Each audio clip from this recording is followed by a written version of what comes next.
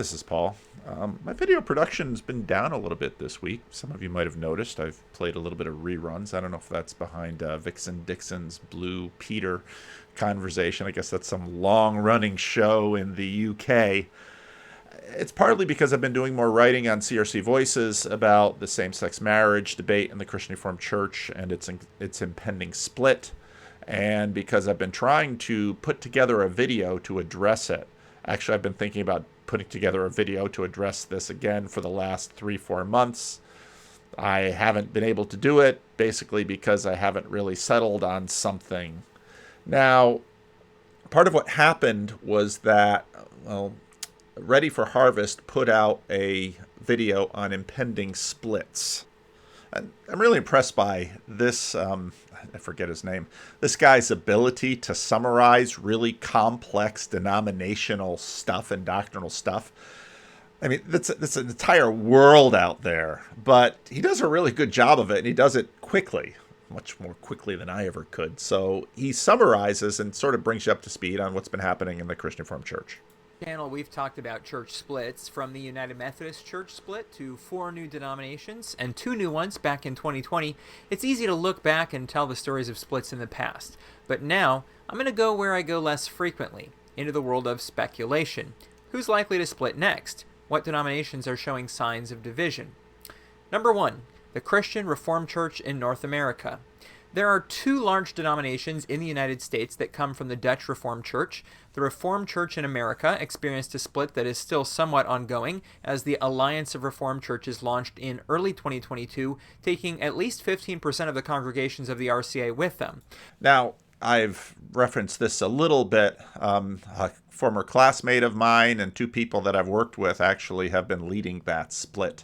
They split off a lot of the sort of big box evangelical churches that were a part of the Reformed Church of America. Part of why this happened was the Reformed Church of America has been dealing with this issue for a very long time. And the polity of the Reformed Church in America is a little bit different from the Christian Reformed Church in that ministers have their credentials held by the classis. And basically, for a number of years, there have been some ordained clergy in same-sex relationships in some Eastern classes and some affirming churches that basically the denomination couldn't get at to depose them or discipline the churches by virtue of how the church was structured. And it came to a head. There were a number of churches in the denomination, many of them churches, Hispanic churches, Asian churches, that basically said to the Reformed Church of America, if you don't finally handle this, we're gone. And polity-wise, the church couldn't handle it, and so the church has been fracturing and fragmenting over the last year. The other denomination, the Christian Reformed Church in North America, has not split yet, but there are signs that there could be a split coming. In 1973, the Christian Reformed Church made a statement on sexuality which states that same-sex orientation is not considered sinful, but did state that same-sex sexual behavior is considered sinful. At Synod... Now, I've got to nuance that because since then the conversation has shifted. The Presbyterian Church of America, the Christian Reformed Church didn't say that same-sex orientation wasn't the result of the fall or human brokenness. It just said that people who were experiencing same-sex attraction wouldn't necessarily be culpable for the experience or the temptation. That was really the distinction that was made.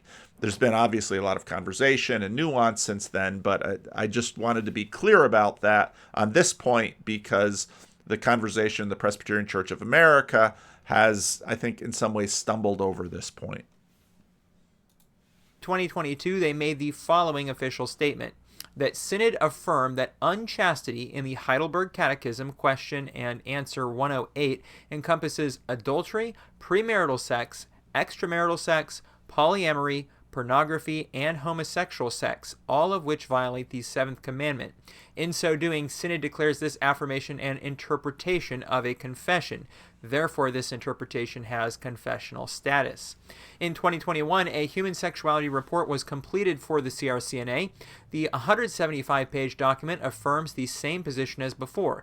At Synod 2022, a vote was taken on whether to recommend the report as a useful summary of biblical teaching, and this was done by a 131 to 45 vote with 2 abstentions. Now, the degree by which this passed was very significant. There was in the 90s a 25-year debate over women serving, 20-year debate over women serving in ecclesiastical office. And what happened was that synod after synod, things would go back and forth, votes would go back and forth. Many of the votes were close. Finally, in the mid-90s, the Christian Reformed Church decided to get this off of synod's docket by allowing congregations to have a local option.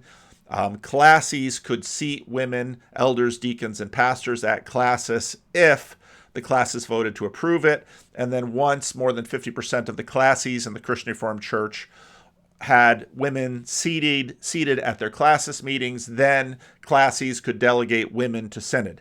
That was a bruising fight in the Christian Reformed Church. Many of those votes were close, and in the end, the position passed. And the position of the Christian Reformed Church remains the same. At the synod, in fact, there was something between a recognition and a celebration of women in ministry in the Christian Reformed Church. 25 years since the change. This change officially came in terms of 1995. They did a study. Half of Christian Reformed churches have a female deacon. A quarter of Christian Reformed churches have a woman or serving as elder or allow women to serve as elders, and only 15% of Christian Reformed churches have women's clergy.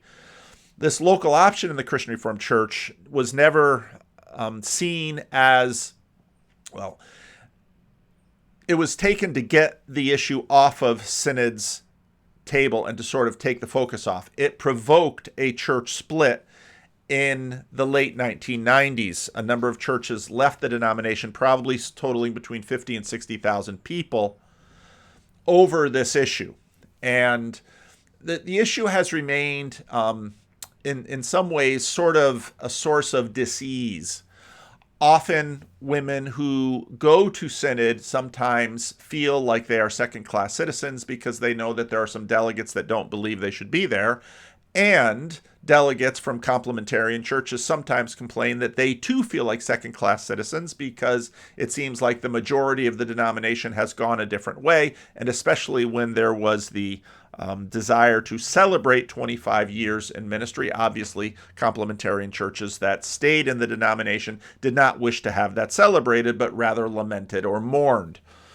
So even though the local option, now this gets very important in terms of the fight over same-sex marriage, because the local option was the way to sort of move forward, and a lot of people who wanted women to serve in ecclesiastical office saw that as a big victory.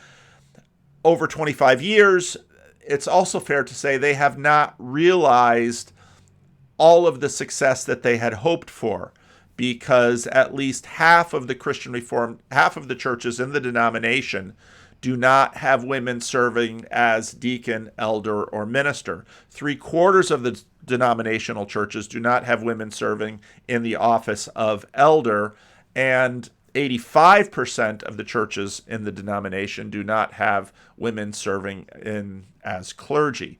So even though the local option was expedient in terms of a political way to resolve the conflict in the denomination, it didn't really eliminate the conflict. The conflict still simmers. Okay, I want to be fair to both sides and sort of phrase it that way. In 2016, Classis Grand Rapids East produced a report on same-sex marriage. Part of what they said was, our study committee members came to the same-sex marriage issue from several perspectives. Some believe that marriage is ordained by God to be between one man and one woman. Others desire to see our LGBT sisters and brothers have the opportunity to experience committed marital relationships. Still others support some portions of each of the above perspectives. In 2020, one of the churches in the classes ordained a woman in a same-sex marriage as a deacon. At Synod 2022, the Christian Reformed Church instructed the congregation to rescind the decision and to nullify the deacon's term. The church refused to do so, and the church council unanimously voted to appeal the CRC's decision. Other churches in the CRC, like Sherman Street Church in Grand Rapids, are also LGBT affirming. The CRC's official denominational university is Calvin University in Grand Rapids. Religion reporter Bob Smetana wrote in March 2022, "The school sponsors a support group for gay students, gave an alumni award to an LGBTQ graduate, and last year saw a gay undergrad elected as student body president. But after a Calvin professor officiated a wedding last fall for an LGBTQ staffer at a campus-based research center, putting..." I should note that professor, I don't believe he was ordained in the Christian Reformed Church. He was a sociology professor. Both employees in violation of school policy, school leaders tried to resolve the matter quietly. The Center for Social Research, part of the school since the 1970s, was allowed to spin off, and the staffer was able to stay. On November 3, 2022, the Washington Post reported, "Christian college votes to keep faculty who dissent on sins of sex." Now, there's going to have to add some nuance to that. One of the videos that I made and never released was about a gravamen, or gravamina, that's the plural, which is the way for someone to, there's two types of gravamen. One is an appeal to change a confession, and the other is a personal difficulty gravamen.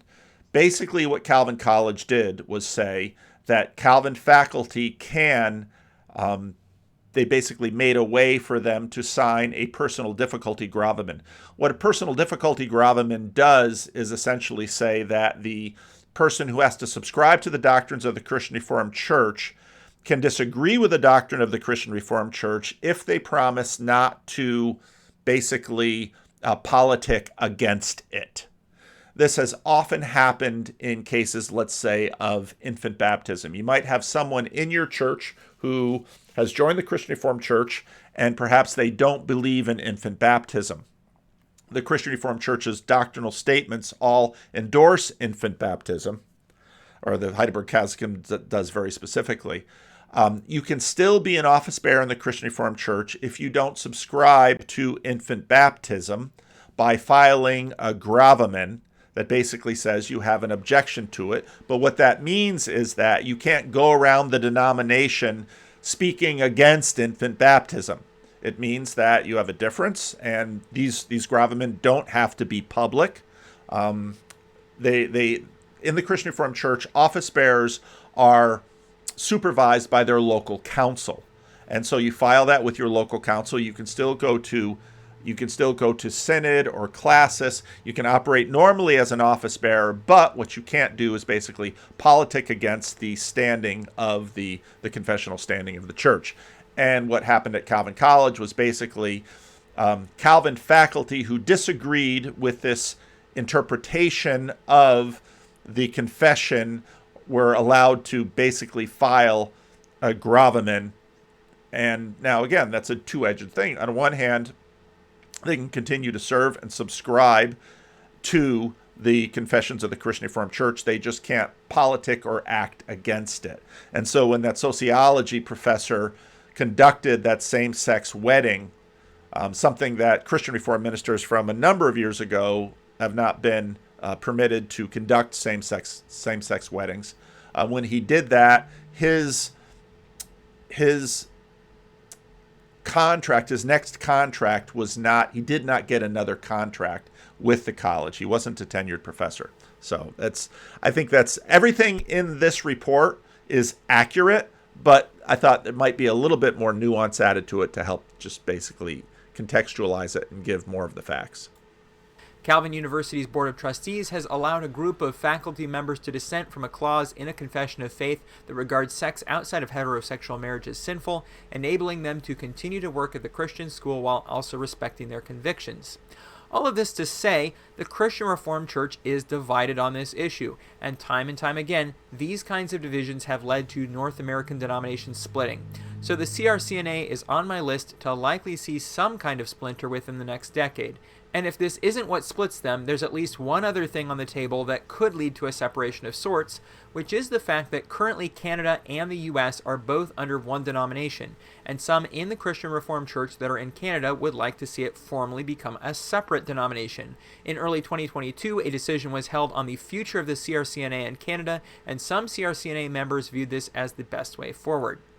Number two. Okay. So, and I was on the synodical committee that worked to resolve the United States-Canada division. We did a lot of work on that, and I think that was quite resolved. That doesn't mean that there aren't substantive issues, especially cultural differences between the church in the United States and the church in Canada. I think culturally there's a division between the nations, and so actually the same-sex marriage question will impact by nationality. I won't say anything more than that.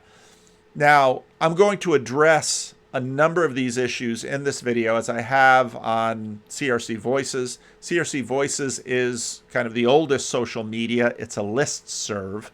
And what happens on that listserv is people can write an email and it goes to everybody on the listserv.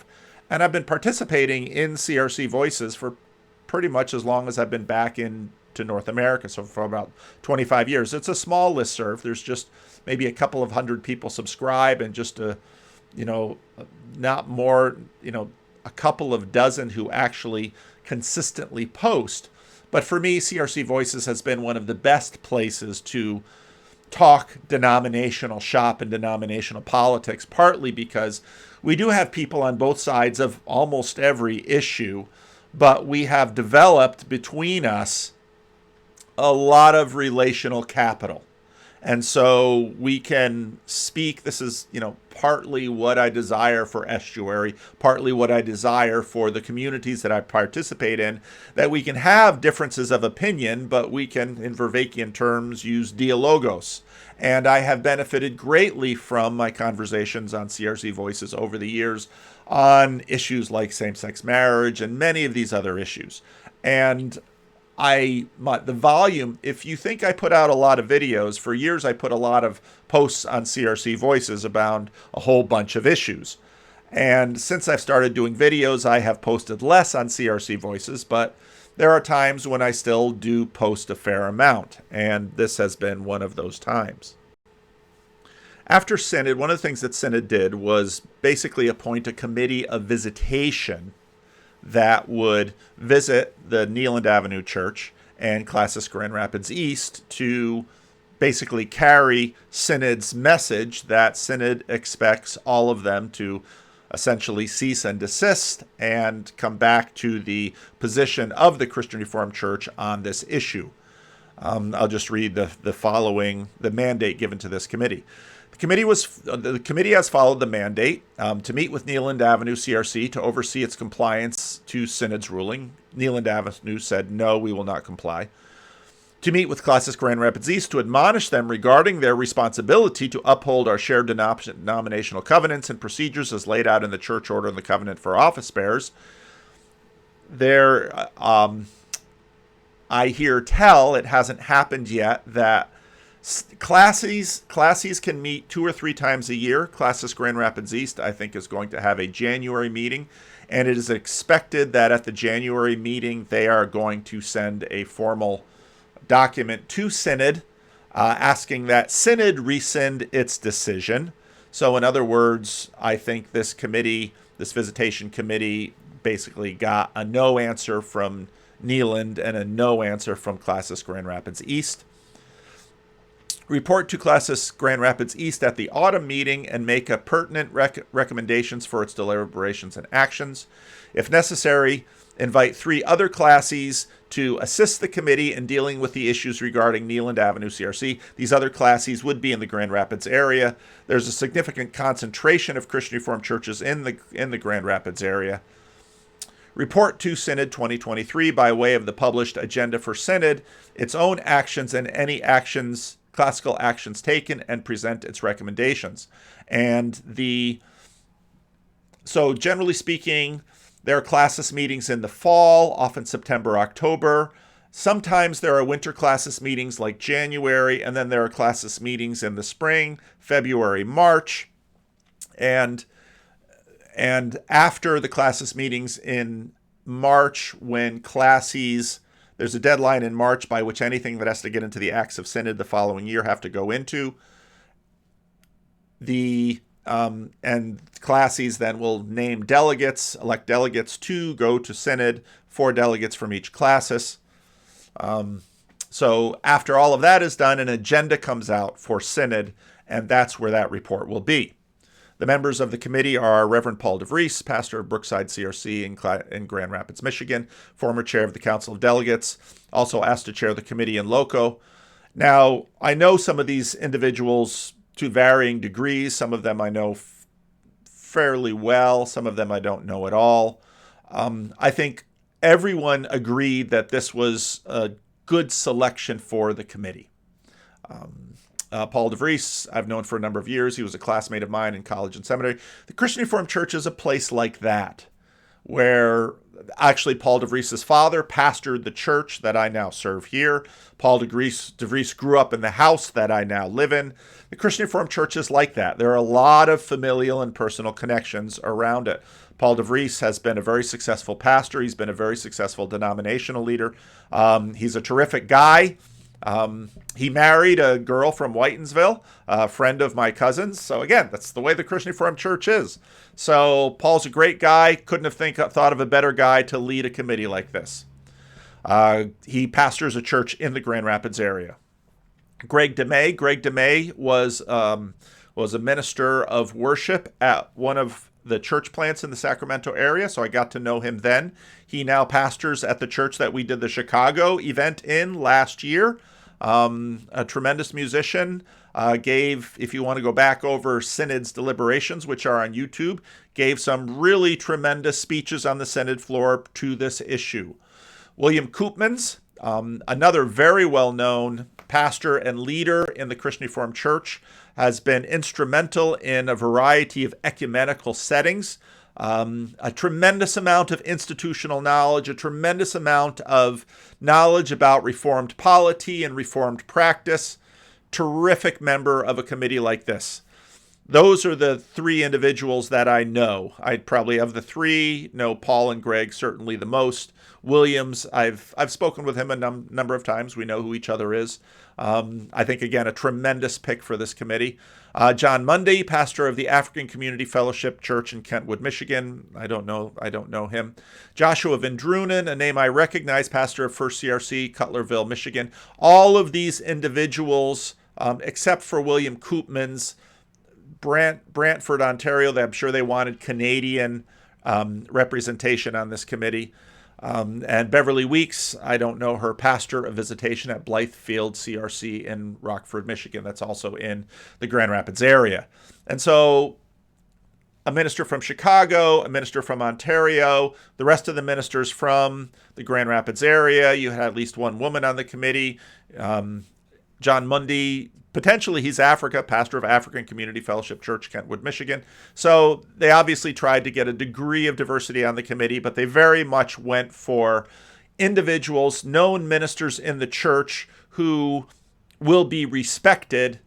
I suspect that everybody on this list is in keeping, in alignment with the denominational stance on this.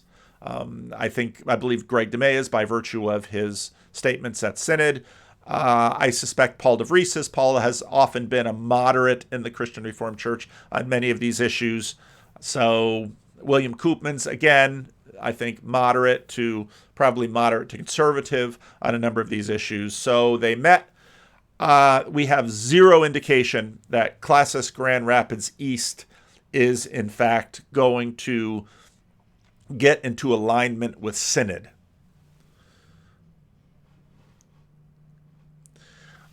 As noted in the video, Sherman Street and Eastern Avenue both have statements of affirmation on their websites. You can Google these churches and look over their websites if you wish. These are Classis Grand Rapids East is one of the most strategic classes in the Christian Reformed Church. Many people who teach at Calvin University, Calvin Theological Seminary, many people who work in denominational offices, sort of like Jerusalem for diaspora Jews, many people retire in Grand Rapids. This gets into some of the unique dynamics about Grand Rapids.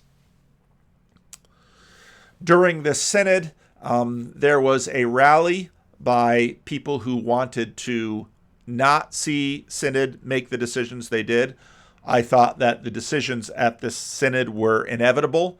The church has been getting more conservative on this issue for the last 50 years, not less. Some of those reasons I might get into this video, because some of these issues I think are giving cause for the increasing division that we're seeing in the church in this issue. There's another group that has formed recently called the Abide Project that tend to be young conservatives from the Midwest, not Grand Rapids East, but surrounding Grand Rapids and in that area. And so these are All One Body is a group located in Eastern Avenue Church, or at least they use they're closely associated with Eastern Avenue Church.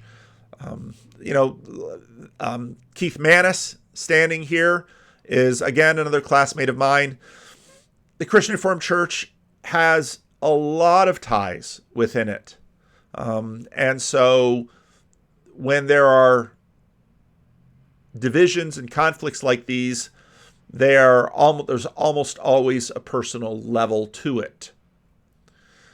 I originally made this PowerPoint thinking that maybe I would walk through all of my arguments in terms of a PowerPoint. I just wound up spending, I maybe have 2 to 3 hours a day to devote to this kind of thing. And I found this was eating up 2 or 3 hours on multiple days. And I thought, I don't know if this is the best way to go about making a video.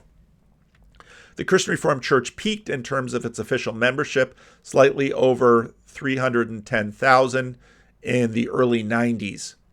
And it was 1995. You can see the decline happening. A lot of that, or some of that, was obviously the 60,000 members or so lost in the departure, the split in the early 90s in the Christian Reformed Church over women in office issues, also over Genesis science issues. A lot of those issues had sort of been boiling. In terms of the big picture of the Christian Reformed Church, it's been a question of assimilation. The Christian Reformed Church was very much an immigrant group. Here's a family gathering from my family. My father's in this picture. My mother's father took the picture. My other grandfather is in this picture. Both of my grandmothers are in this picture. My mother's in this picture, aunt and uncle. And then Christian Reformed Church, leaving the Second World War in many ways, was fairly ethnically homogeneous Dutch immigrant church. After the Second World War, along with many in the baby boomers, the church sort of rose and spread its wings in North America. It left areas of Dutch immigration, North Jersey, West Michigan, Chicago, Iowa, and a bunch of other regions. And Calvin College was very much a key point in the CRC circulatory system. Here's a picture from the 60s. My father's in this picture too. This was likely a swim team, which were Christian Reformed young people from around the denomination could do a little summer mission trip and go to a place that they weren't from and go have a new mission experience and do like Vacation Bible School, these kinds of things. And of course, at Northside Chapel, which was where my father was working, give some of these often young Dutch teenagers and college students a chance to get to know what in the church that I was raised in was growing African American presence within the Christian Reformed Church, to get to know each other, to trade stories, and so when I talk about the circulatory of the Christian Reformed Church, the institutions in the Christian Reformed Church, predominantly something like Calvin College, Calvin University. My grandfather went to, it was sort of a prep school and then theological seminary. My grandmother didn't go. She, like many her age, my other three grandparents, their education stopped at 8th grade. Although all of them were lifelong learners, and they continued to read and grow and in the church. My grandmother, in fact, she went to basically secretarial school, and then my grandmother had a column, a regular column in the Banner, which was then the weekly magazine of the Christian Reformed Church, and the title of the column was Women's World, and she would write on a whole variety of topics. My grandmother was a very gifted woman. But Calvin College was where you'd go to find a Christian Reformed spouse. There are other colleges associated with the Christian Reformed Church, but Calvin College is owned by the Christian Reformed Church, as is Calvin Seminary, and so they have a rather unique status. And there was very much a circulatory system within the Christian Reformed Church where Calvin College, it's another one of its emphases before it became a liberal arts school, was to prepare Christian school teachers, because there are Christian schools all around the denomination. And growing up, I would remember that my aunts were always interested in the new school teachers that would come to the Whitensville Christian School, because they had sons and they very much wanted to see their sons marry within the Christian Reformed Church. And having Christian Reformed youth now in their 20s go out and be ministers, go out and be Christian school teachers. You married within the Christian Reformed Church. Every now and then someone would have a riskier marriage and marry someone from the RCA, the Reformed Church of America, that had the same doctrinal statements. But that's how together and tight-knit the Christian Reformed Church was. It very much had a circulatory system that within which you would live in the Christian Reformed Church. The Christian Reformed Church at this point was now growing into world-class cities, or world-class cities were sort of growing out to them. After the Second World War, the Christian Reformed Church really sent a lot of Dutch immigrants went to Canada. Many of them would join the Christian Reformed Church. The Reformed Church of America didn't have much presence in Canada. So much of the Canadian church comes after the Second World War, also in California. And it was after the Second World War that Dutch immigrants would come to Canada and California, and they often would come over and they'd start working in dairies, and then they would have their own dairies. And in Southern California, for example, you had a significant community in Bellflower, Artesia. They would sell their dairies as the city moved out, and then they bought in Chino, Ontario, and now that has been urbanizing as well. And so that's But again, the Christian Reformed Church is a very close-knit community, and people would tend to stay within it. Also tended to be a fairly conservative community. Most Christian Reformed people would vote Republican and vote conservative. And now my memories only go back to now the 60s in this, but that tended to be how the Christian Reformed Church would go. Now, urban CRCs tended to be a little bit more progressive as they adapted to the faster changing urban world. And this is where you sort of get into the positive, neutral, negative adaptations. The liberationist movements, the African American, the civil rights movement, the women's movement, these were all part of often urban CRCs. Many of these urban churches were diaspora churches, and that these were people after the Second World War.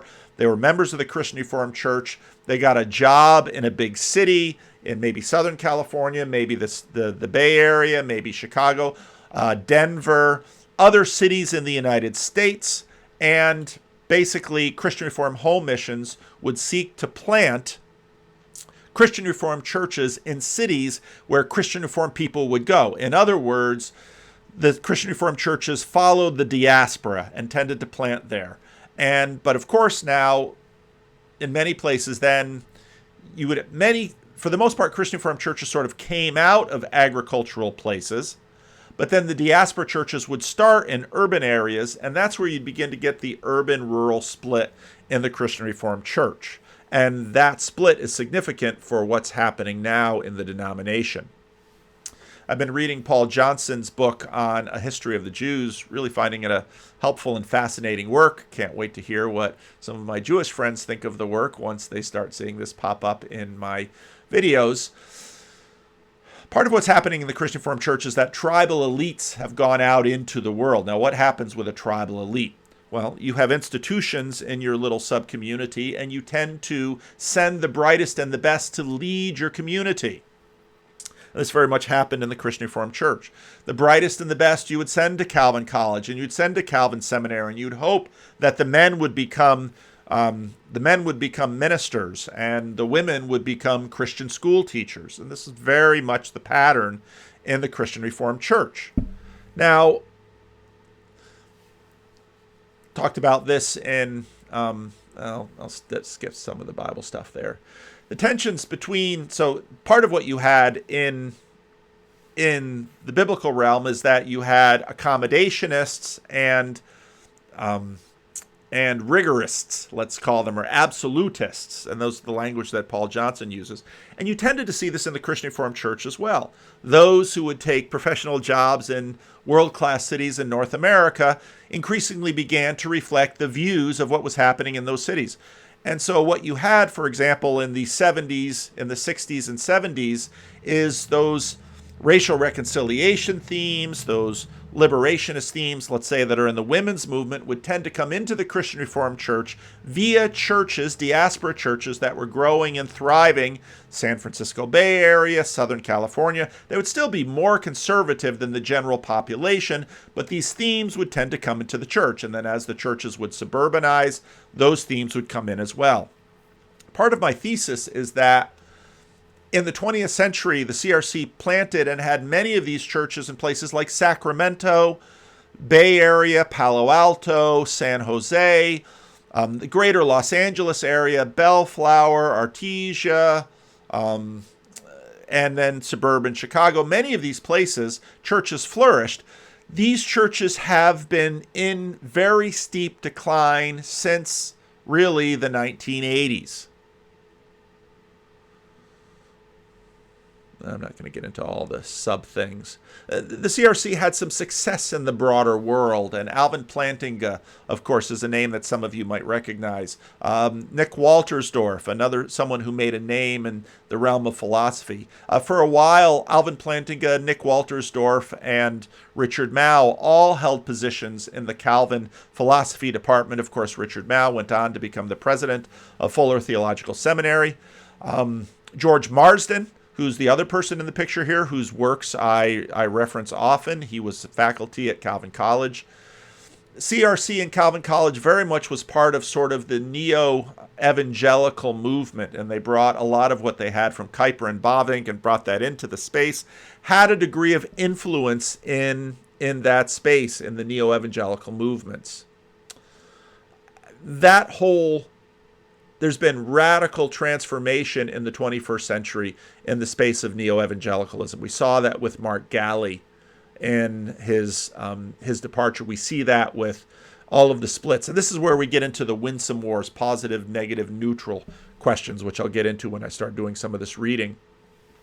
This is me in my high school gown.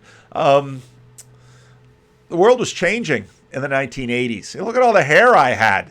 Look at all that beautiful hair. It's gone. It's gone. In the 60s and 70s, North Jersey had a thriving colony of CRC churches. That was fairly historic because obviously the Reformed Church of America, the Dutch had been in that New York area for a long time, and the Christian Reformed Church came in there with the immigrants from the end of the 19th century and really inhabited that area. There were many Christian Reformed churches. There was a thriving Christian school movement. My graduating class was, I think, one of the first where a good number of us were essentially in the 1990s priced out of the New York metropolitan area. Many in the New Jersey colony in the CRC were blue-collar workers. And what happened was that New York sort of continued to spread. Bergen County became essentially a bedroom community of New York City. It always had been, but that grew. Housing prices really went through the roof in New Jersey, places like Bergen County, not in places like Paterson where I lived, but Dutch CRC people in the 1960s had basically moved out of Paterson and Passaic and Clifton and moved into North Haledon and Wyckoff and Midland Park and more of the surrounding suburbs. Some CRC people had dairies in those areas, and like Southern California, as the church moved out, as the place basically continued to develop as a suburb, housing prices went up, dairies went away. Those who wanted to still do dairy work moved to upstate New York or out to Pennsylvania. And some of those places and new Christian Reformed churches would be planted in those areas as well. People like me went to Calvin College, found someone to marry. I married someone who didn't grow up in the Christian Reformed Church. Increasingly in Calvin College, what happened in a lot of these Christian schools was that as the baby boom ended, as population in the Christian Reformed Church aged and declined, many of the Christian schools and institutions in the Christian Reformed Church continued to survive by attracting other conservative evangelicals into their schools. Most of these people don't go on and join a Christian Reformed church. This has happened all over the denomination. Eastern Christian is by no means the same institution that I went to. It serves a very different population. Whitensville Christian School is far larger than when my cousins my age went to it. It's now, as in many places, sort of a private Christian school that not only caters to the children of the Christian Reformed Church, but they're joined by Roman Catholics, other Protestants who want an alternative to public education. And back when I went, booster clubs in the church were very important to make sure that regardless of financial situation, children from the church could go to the Christian school. I'm not sure that system works like it did when in the 1960s and 70s, private Christian education is expensive. And so basically what that's meant is that now in the Christian Reformed circulatory system, you have a lot more conservative evangelicals, you've got more Roman Catholics, you've got more people who have money and let's say have the means to send their kids to a private school instead of sending them to the free public education here in North America. By the early 1990s, when I graduated from seminary, so you can see my father, when he first left, here he is, and he's there, nice clerical collar, nice tie for a family gathering.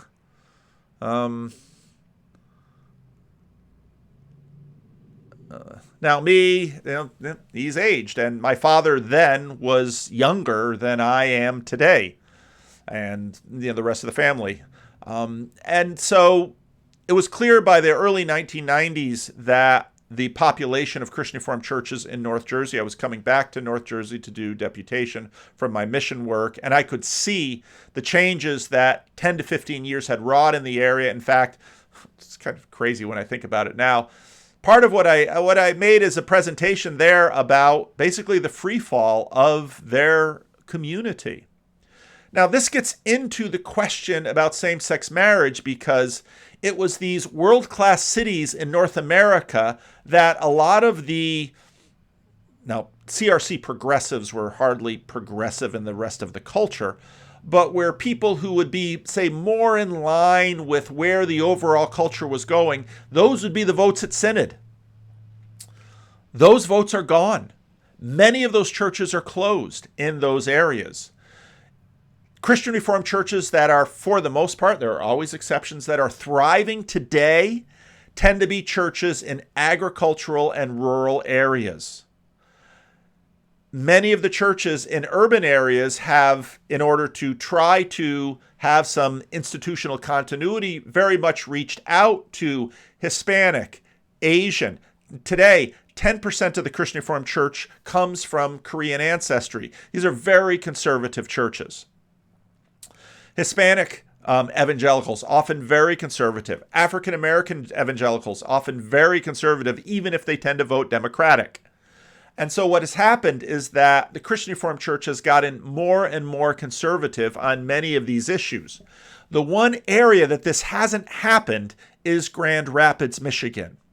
And Grand Rapids East is the cluster.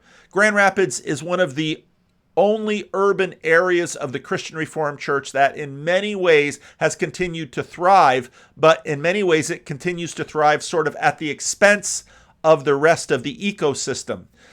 The circulatory system also doesn't work. In the 1960s and 70s, what then was Sacramento Christian Reformed Church thrived because it would continue to pick up Calvin College students who would relocate to Sacramento and get jobs, or students who were from the ag areas of, let's say, Ripon, California, south of here. They would move to Sacramento and get jobs, and they would join the Christian Reformed Church because they were loyal Christian Reformed people. Now, many who leave a place like Calvin College are all over the map. Some of them are basically in the process of evangelical deconstructing. And one of the things that has also happened in Sacramento, for example, is as this congregation aged, we planted churches of younger people. Many of those people, hardly any of them, will come through the circulatory system anymore, but they'll probably go to a church plant where there are more younger people.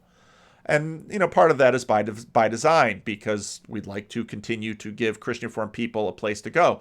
But for the most part, none of us in this cluster expect to get people from this old Christian Reformed circulatory system because it's basically broken down. So if you want to read all of these are my posts. I'm not reading anybody else's posts, not because there aren't great posts, but because I don't have permission to do so. And CRC Voices, it isn't a closed group. Anyone can join, but we have a policy that basically you can't repost what someone else writes into the forum without their permission, because we want to keep the conversation in the room. Again, we regularly remind people in CRC Voices that, anybody can read this and people can tell tales out of school. But so this is just stuff that I've written. A lot of individuals. So since Synod made his decision, there's been a lot of people who are upset by that decision, because they thought that, I think there was a lot of expectation that the same-sex marriage conversation was going to go in the way that the women in office conversation went. Dan Whenarski, Grand Rapids has a significant Polish population as well, and the Polish population tended to be Roman Catholic on the north side of town, and the Hollanders settled on the south side of town, and so that's where you tend to get the Dutch names. But Dan Whenarski is on CRC Voices, and he wrote a piece for the CRC Network, which is sort of a blogging thing that the CRC Network devised. He wrote this piece in November 13, 2018, about a meeting of All One Body, which is a group in Grand Rapids that seeks LGBT full inclusion in the Christian Reformed Church. And this, he went to the meeting, even though he wasn't in line with what people wanted. On Thursday evening, November 8, I attended an event at Sherman Street Christian Reformed Church. You can see that's one of the Christian Reformed churches mentioned in Grand Rapids, Michigan. The event was hosted by All One Body. All One Body is an organized, highly motivated group of CRC members, pastors, office bearers whose stated goal is to transform the CRC into a denomination that fully accepts and celebrates the values of the LGBTQ+ movement. All One Body wants the CRC to normalize and celebrate homosexual activity, bisexual activity, transgender identity, and a fully inclusive environment. And he talks about how the meeting got started, some of the speakers at the meeting, and then they talked strategy. One of the speakers made an assertion that I'm disappointed to say I agree with. He stated that the current crop of young people and society at large and the CRC in general are completely on board with the idea that homosexual behavior is something to celebrate. Now, part of what goes on here is, again, remember, Grand Rapids is being able to maintain a fuller cultural ecosystem than many churches in the rest of the country, because Grand Rapids is one significant urban area that is not in institutional free fall like San Francisco Bay Area, Southern California, North Jersey, and I mean free fall over the last 20, 30 years. Ongoing decline. Let me see where I can pick this up. Basically, the strategy was to share personal stories, to not debate the Bible.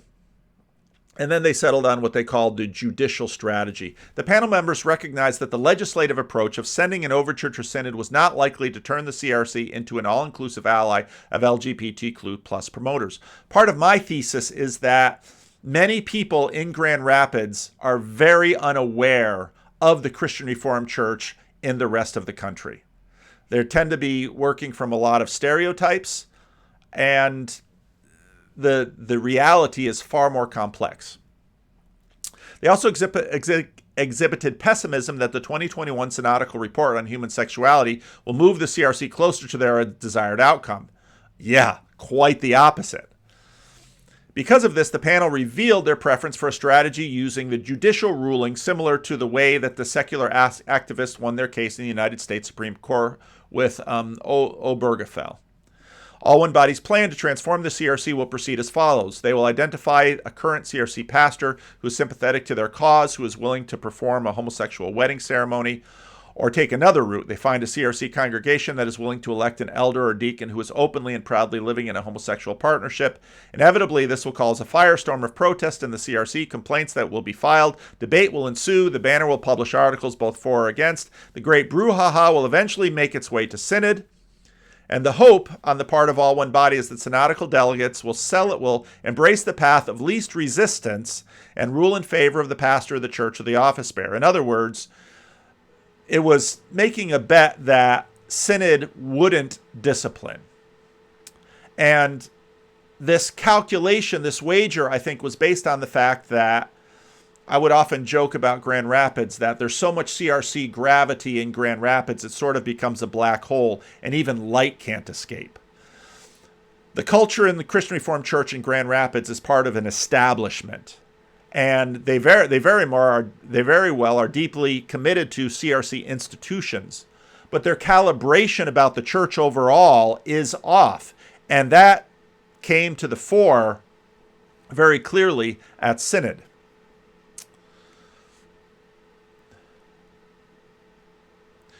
CRC Synod might decide, as has been done with other controversial issues, that the LGBTQ plus question is a matter for each local church council to decide. Remember, that was the path from women in office.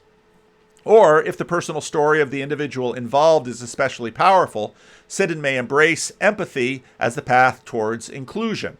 Perhaps a desire to prove the CRC's relevancy credentials will convince Synod to get with the times. This was the assumption that this would work.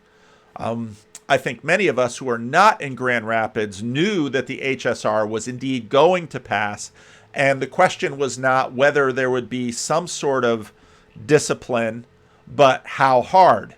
And in fact, even I, who have been watching the denomination quite closely for a number of years, I didn't realize just how hard. It was dramatic, but after Synod sort of putting the pieces together, I think the picture is quite clear. Whatever reasoning Synod uses, the panel members representing All One Body were in agreement, and the audience was too, that the judicial plan presented their best path to victory. I would say that the mood of the room was cautiously optimistic, and that such a plan will eventually succeed in turning the CRC into the UCC. Now, I never believed this. For a long time on my blog and on this channel, I have stated, I don't believe the Christian Reformed Church is ever going to become an affirming denomination, because all of the movement of the denomination has been in the other direction for the last 50 years. Whether the Christian Reformed Church itself will survive another 50 years, that's a whole nother story. Back to my post. I completely understand that most people find synodical plotting to be dull, and inscrutable, but all of the signs have been there for a long time. 2016 should have been a shot across the bow. In 2016, another report from yet another request for pastoral advice came to Synod, pastoral advice with respect to this issue. Conservatives wanted to make a stand, and what came out of it was the Human Sexuality Report Study Committee and the decision that all the members be committed to the established denominational position. That was an unprecedented move for a study committee. It took a number of us by surprise, but we've had 6 years to let it sink in. This was passed, of course, by the full synod. I knew going into this synod that the Human Sexuality Report would be ratified. I was less sure that the Heidelberg Catechism recommendation would also go through. And I think many of us were very surprised at the margins by which both went through. Almost 2-1 in some of these votes. The election of officers, done for the first time via Zoom before Synod, was abundantly clear that a group had a plan and had the votes to carry it off. A pastor from Calvin CRC in Grand Rapids East would have been the heir apparent to the establishment narrative, but she lost, a typo, to a deacon from Alameda who was a sweet woman but absolutely not a player in denominational politics. The moment that was Larry Lauder's speech at Synod was so instructive on so many levels. Now, I took that speech, and you can find it on the Vanderclips channel. He basically says that he went to Synod thinking that he's the chairman of the council from Neeland Avenue. Basically, he could talk to delegates and just convince them that this was the right path. He said, basically, I had lovely conversations with all sorts of people, but the cake was baked. Minds were made up. No votes were changed. You could have taken this vote at the beginning of Synod, and it would probably have been exactly the same. And he was exactly right. He learned that at Synod.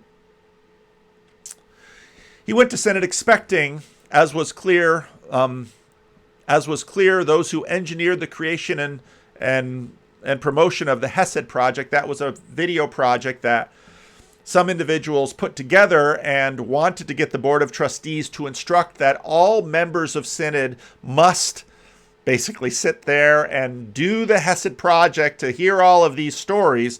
And the hope was that if members of the Christian Reformed Church would see these nice LGBT young people talking about their pain, then votes would be swayed.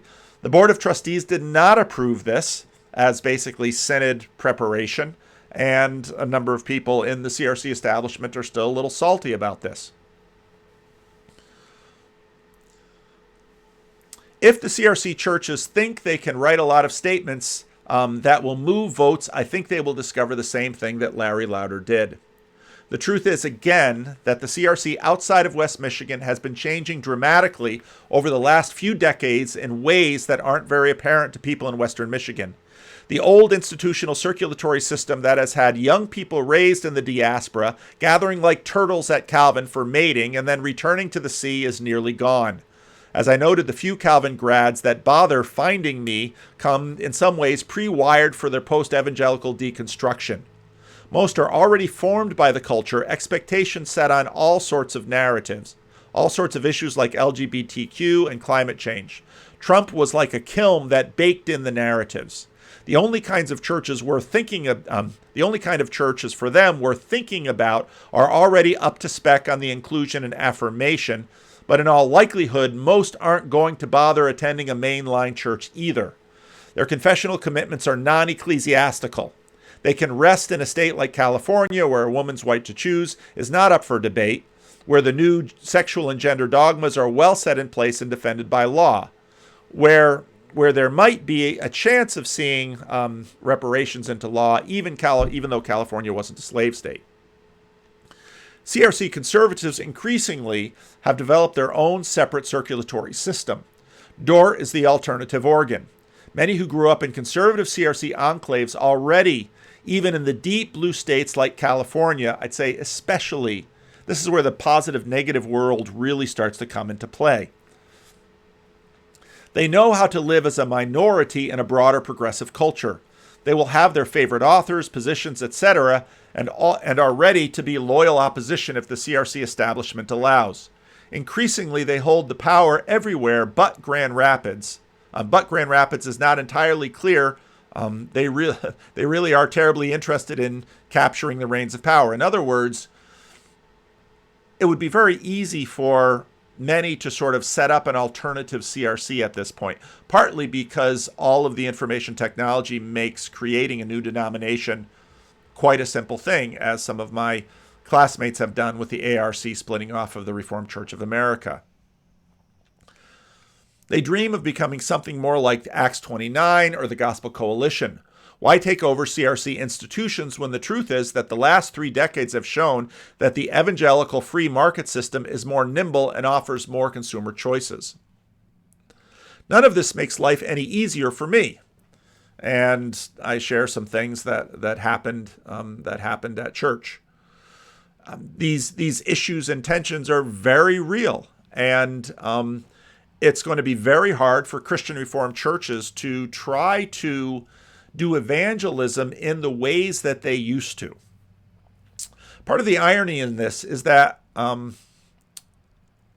as I watch this drama in my church unfold, something that I've seen many times, I ponder the denominational dynamics. If Living Stones had a statement on their website like Sherman Street or Eastern Avenue, these guests would perhaps feel a little bit more comfortable. Oh, you're an affirming church. Oh, you're that kind of church. What they probably wouldn't do is ever join. For all the drama about the positive, neutral, and negative worlds, the primary fact about most of our churches for many people is that the church is simply unnecessary. A lot of polite enfoldment strategies for churches are about being attractive to shoppers. Shoppers are assumed to be people who have reached a bar of public accessibility and now just want to have something to maybe help give their children some virtue education or something like that. That's deeply a positive world missional strategy. And in a place like California, while you might get a hit on these kind of things, the numbers are against you. You might pick up a shopper from time to time, but truth be told, your best way of growing is to do hard, basic work of rescue among the people. In other words, work the meaning crisis, work AA, work people their lives have fallen out the bottom and they need rescue, not just some nice church to go to on Sunday. Their lives are not together. The long, patient work might not even end with them sticking to your church. The way most older CRCs hope to turn around their long decay is a positive world strategy. Part of this means that they tend to grow by enfolding boomers. I've been enfolding boomers at Living Stones for 25 years. Part of the reason that Living Stones is so elderly right now, it's because we've gotten so good at that generation.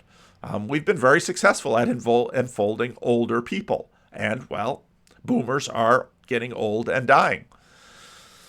They're in some ways similar to the different culture of the visitors that came this Sunday in the trip in the story that I told. What struck me from looking at the website of Grand Rapids East churches is that only Neyland tripped the wire. Sherman Street and Eastern Avenue aren't brimming with gay deacons and elders. Grand Rapids East churches are thinking about their kids and grandkids. I get that. They want there to be a chance that those kids and grandkids will stay in church. And that's why Grand Rapids East churches are not going to change their position. Because they are looking at the younger generation, they're saying, unless we take an affirming position, our children will not come to our church because of the position. I can understand that.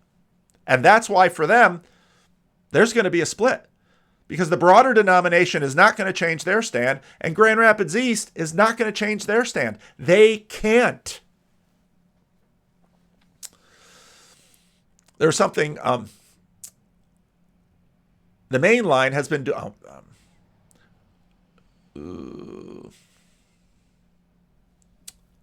they want to have a chance that those kids and grandkids will stay in church. I really can't blame them for seeing this.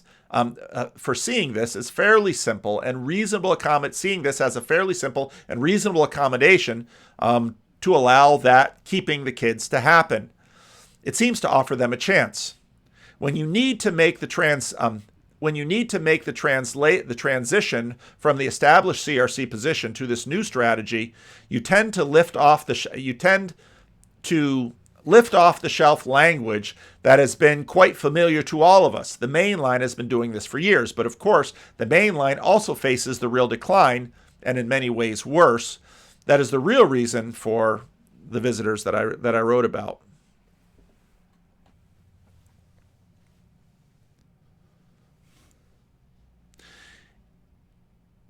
If it intersects with the positive, neutral, negative world because you feel like your world is negative, the amount of need to feel towards church rises. There is something to the positive, neutral, negative world schema, but the question of necessity is far more vital. Vital churches are built on people who need them. This trickles through the system.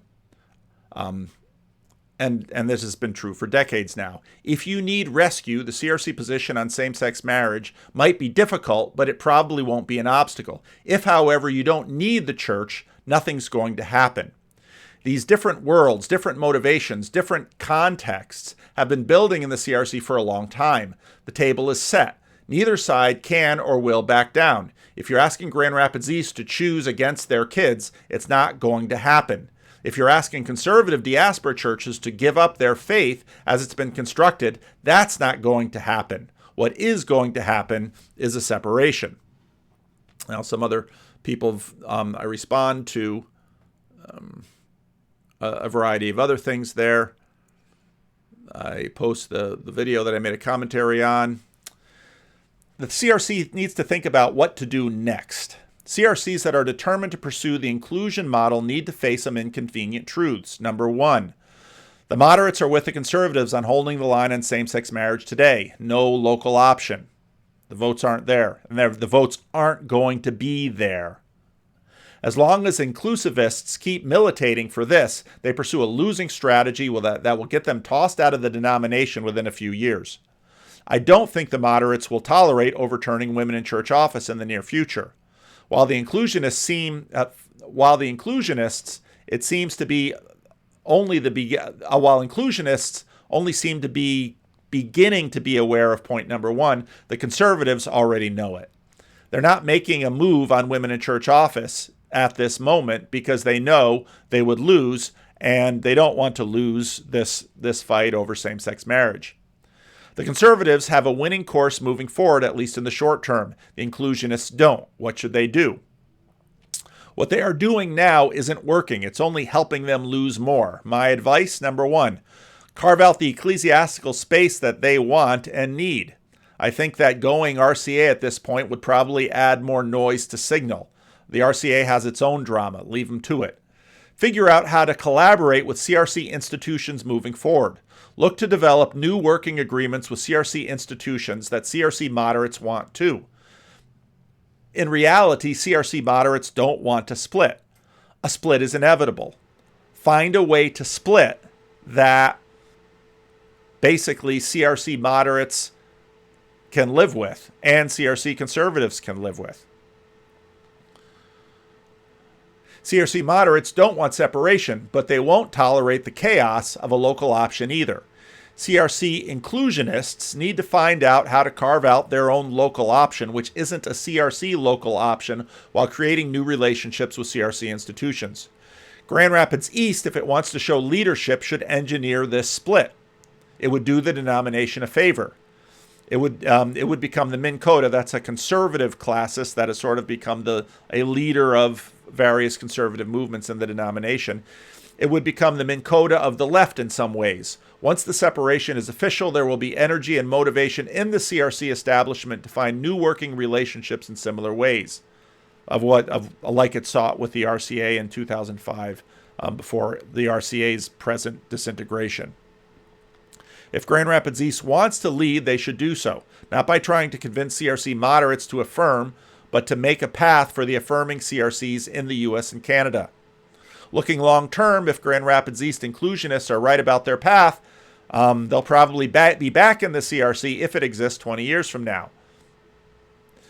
If they are wrong, they will either be gone or back in a conservative CRC a generation from now, if the CRC consists. So stop trying. It's the time to stop grieving and start building. And then this next post that I wrote. The Grand Rapids East is the establishment, which the rest of the denomination has known all along. The establishment, especially in an egalitarian culture like ours, is usually in a bit of denial publicly, but that denial can no longer be afforded. It is precisely the way that Grand Rapids East is the establishment that makes this plan viable.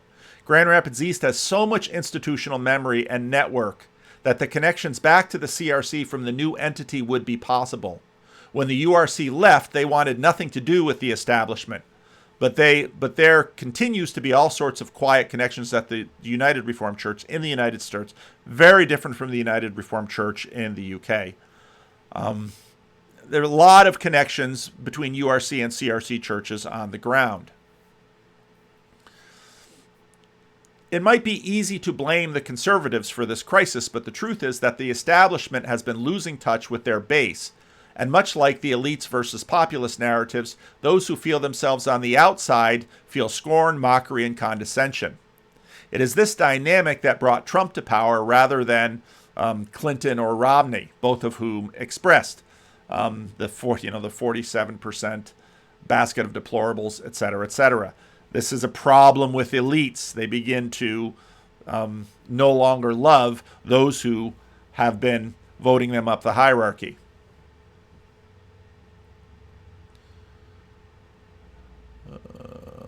Lost my place. If the women in the Women in Church office fight, the establishment pretty much thought and only quietly dared to say good riddance to the URC. If that continues to be felt by sending out ad campaigns that say evolve, they'll continue to get the same response. As I noted before, the conservatives have already developed their alternative networks and alternative elites, and they aren't necessarily CRC. The establishment doesn't want to lose their institutions. I get that. What they aren't seeing very easily is that in many ways they already have lost them. While Christian schools all around the U.S. long ago pivoted to become institutions of choice to conservative evangelicals and even Roman Catholics, the establishment, all the way back to Jerry Dykstra, who's a former executive director, another classmate of mine, said they wanted to be for the CRC, but many voted with their feet. Calvin Theological Seminary stays afloat partially because of women and overseas students. Calvin University is in decline while Dort ate their lunch. Calvin Seminary and Calvin University aren't institutions of choice, necessarily institutions of choice, when the Gospel Coalition, Acts 29, and other new leaders via social media are where the attention and the aspiration comes from. In many ways, the establishment is the CRC leadership, and if they mess this up, there's going to be a train wreck. The best we can hope for out of this impasse is a splinter with some connectedness remaining. If the establishment doubles down on the tatters of institutional power they still have, we'll likely see a splinter with multiple fractures. The establishment, like the RCA, rules a rump, which has a core of aging establishment true believers and a lot of marginalized remainders that don't really have the vitality to leave. You see this in various mainline churches. You find all these tiny little mainline churches scattered around. They're hardly together with the hierarchy of their, let's say, Episcopalian denomination. They just don't have the money or the energy to leave. And so what happens with declining denominations is you lose all your most vital churches. It's a lot of what happened with the RCA. They lost a ton of really vital, vibrant churches. And what remains are sort of the establishment true believers and sort of the remnant that Nebuchadnezzar never bothered carrying over into exile. I think if in Synod 2023 there's a successful attempt to derail the perception of holding Grand Rapids East and Neyland accountable for what is seen as establishment insiders covenant breaking, the unraveling will begin quickly, and it will look like something that happened in the RCA. I have very little confidence that many in this establishment see the consequence of their success, but I imagine many churches that are content to not follow First Ripon, it's a church in my classes that left recently, in departure, start to think about it seriously if this happens. To many places in the West, west of Grand Rapids, blocking accountability of the establishment looks simply like corruption. Synod 2016 and 2022 were strong signs that a good amount of the body won't tolerate the establishment facilitating what many people see as simply breaking the denominational covenant. Statements on websites from Grand Rapids East and ordaining gay office bearers communicates to many in the hinterlands as, you play by the rules, we don't have to, we own the rule book. Again, I'm not saying that that's true. I'm saying that that is the perception. I have had a lot of connection to the inside of the Christian Reformed Church, and I see a lot of this as people looking at two very different worlds. I think many in Grand Rapids have very little understanding of what life is like in the United States. Now, again, Canadian dynamics are different. I'm not going to comment on them. I don't know. But these are the dynamics in the United States. I know Grand Rapids East doesn't agree with this assessment, but for enough voting delegates at Synod, that perception is a reality. If the establishment breaks the institutions that give them power, they wind up with nothing. And that's where this is heading. A couple more pieces that I wrote. My main issue with the inclusivist approach is that I think it is fundamentally rebellious and disrespectful to the tradition. I don't think that there is any disagreement that the number one cause of formal discipline in our denomination is sexual misconduct. Clergy, who are practically the only ones disciplined today, and laity in the past were regularly censured, disciplined, excommunicated, and deposed for sexual misconduct by a wide margin over other causes. Let's take that as data. Len is right that, for the most part, the confessional machinery has been let to rust for a good long time now.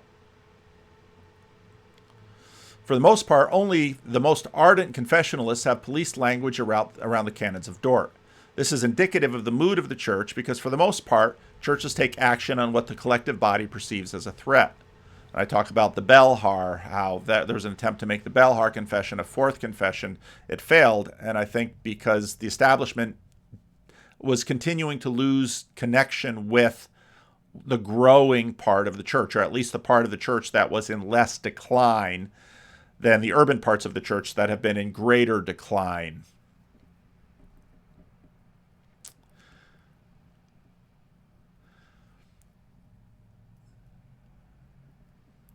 At the heart of this conflict is the question of whether sexual behavior is of a category that has been the most regular cause of discipline for our church for a very long time, or is it same-sex behavior is of a category, or is it of not? It's quite literally what the Synod decision says. That's not what's actually in question in the Heidelberg Catechism. That's what's actually in question in the Heidelberg Catechism interpretation. A clear majority of the delegates at Synod have not changed their mind on this matter. I think it is representative of the mind of the body overall. A minority of the body have changed their minds on this matter, or at least hold a minority position. That position aligns with where the elites in the culture have gone. Fair enough. What is behind my question about good faith? The idea is that the body entire will change its practice on this matter without a positive public position. Over the last 2 decades, it became immediately apparent that those who hold the new opinion do not have the votes at Synod to change the formal position of the church on this matter. So they have consciously adopted the strategy of a judicial strategy. During the CRC, and then I quote that piece that I read at the beginning, the majority of the body of Synod 2022 called their bluff, and now the posture of the minority is, how dare you discipline us? Well, wasn't this the strategy all along? They made a bet, voiced it at a public all-one-body meeting reported by Dan, and the bluff was called. It's time for the establishment to stop playing the victim. That game is up. It's clear to see why they don't want to quit playing it. That's the way that the same-sex marriage won in the U.S. government system. Remember, in 2008, it was defeated in California. I suspect the reason why the inclusivists can't win by the front door is my argument about marriage and ideals. The ideal of man, woman for life. I made this rather long 3-hour video a while ago last year. If you want to watch the whole thing, it's one of my more popular videos. Accommodation can be made, but there is something powerful about the one particular marital configuration. It is essentially archetypal because no other configuration offers all that it does. It is the ideal, the default position we want and hope for ourselves and our children. The supposed judicial strategy has failed in the CRC. Whether or not Neeland willingly enacted the strategy is now moot. Apparently, neither Sherman nor Eastern had a candidate for office holding available to be that test case. So here we are. The judicial strategy has brought us at least partially to this moment. Then someone had made 3 points, which I sort of summarize here. He asked the question, if the human sexuality report alone had passed, would there be this reaction? Probably not. If the confessional interpretation had passed without threatening Neeland or Grand Rapids East, would there be this level of furor? Probably not. This level of furor is because Synod has clearly signaled it will move to discipline congregations and classes that break from the denominational policy. I think the outcry is because the judicial strategy failed and there is no other path available for those who wish full inclusion in the denomination. Again, I take the inclusivist churches at their word, that for them this is a deeply convictional posture. It is in fact a confessional statement they are making. They are justifying their position with biblical interpretations, and they are in a sense telling Synod, here we stand, we can do no other. Okay, these churches, the whole classes perhaps, say that they cannot abide by the will of the majority of the CRC on this matter, and the majority is also unwilling to change their position. How can we best move forward? That, to me, is the real question. Now, I got some pushback on this in terms of, well, what about, isn't that contradictory to say that they're rebellious? Clearly, the inclusivists believe that the tradition, meaning the treating same-sex behavior as compatible with adulterous behavior, is wrong. Clearly, they disagree with synodical decision. As a body, all one body to be precise, they came to the conclusion that they are not going to convince the larger body of the Christian Reformed Church of their decision to revise this in the traditional manner. That direct approach. That direct approach would have been something like Grand Rapids East did a few years ago in terms of writing the paper, which was mentioned in the introductory video, making a statement, etc. This is a very Reformed Protestant and confessional approach. In other words, they use the tradition of theological and ecclesiastical practice to challenge the tradition which held what we call the traditional Christian sexual ethic. The CRC tradition says that the larger tradition of theological and scriptural discernment trumps smaller positional traditions. The proper way to change the church's teaching is this front door. The front door was abandoned for pragmatic reasons. They knew they wouldn't win. I don't want to be too harsh on this because practice and policy seldom proceed in a straightforward manner. The women in church office debate was part of that. In the 1990s, there was a lot of talk about testing the spirits, which meant allow for experimentation. This led to the local option. What we can also learn is that once the practice was permitted, a lot of talk shifted from testing the spirits to justice. This is why the local option is not on the table, because basically of how it went with women in church office. So the front door is abandoned and the judicial path is taken. Fair enough. Synod 2022 closed the judicial path. The judicial path strategy banks on a host of motivations. It's finally, though, a breaking of the front door Protestant tradition of using scripture and assemblies to proceed and revise the tradition. In that way, it's rebellious because it rebels against the main path. It's seditious in that it decides to defy the collective covenant of the body intentionally. This path was deliberately chosen by all one body. The rest of the church sees it as seditious and a violation of covenant. John Sook, someone I had on my channel, saw quite clearly he could not in good conscience continue to subscribe to the standards, both implicit and explicit, of the Christian Reformed Church, and left.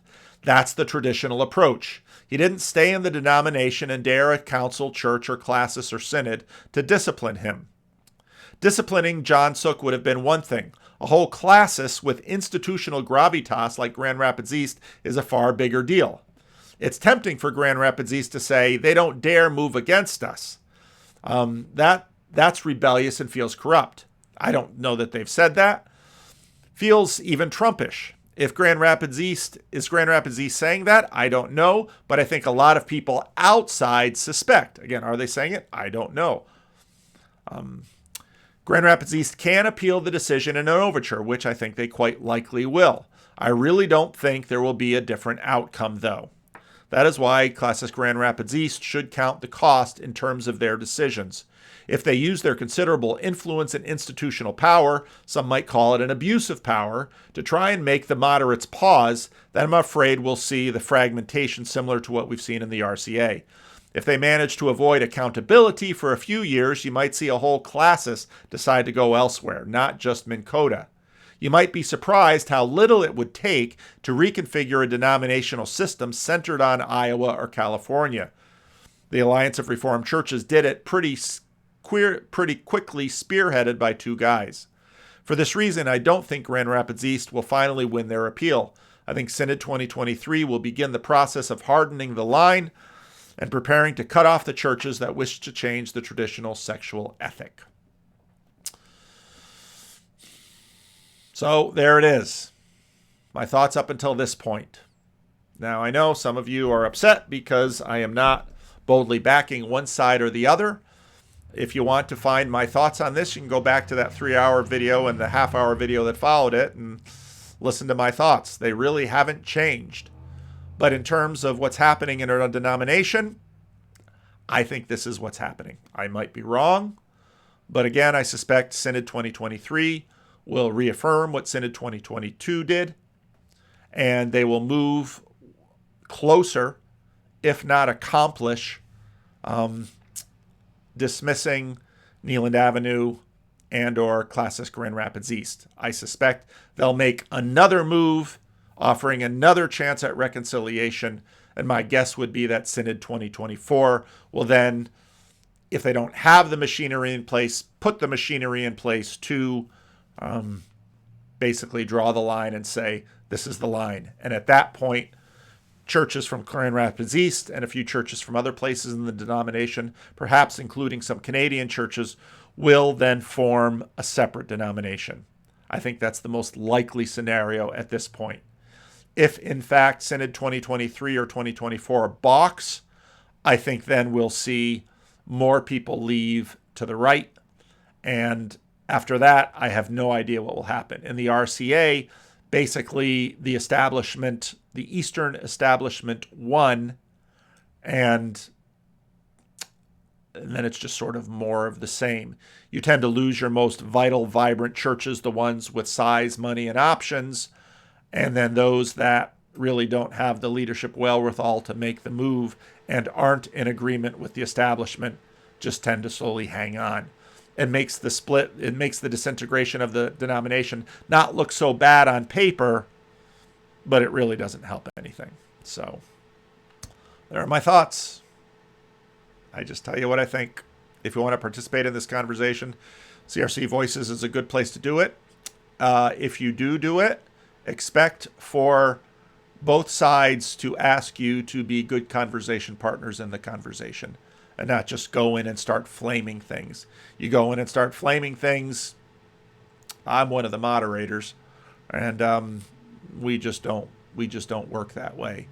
We have productive civil conversations that are frank and honest, and we don't play games with that. So leave a comment, he said cautiously.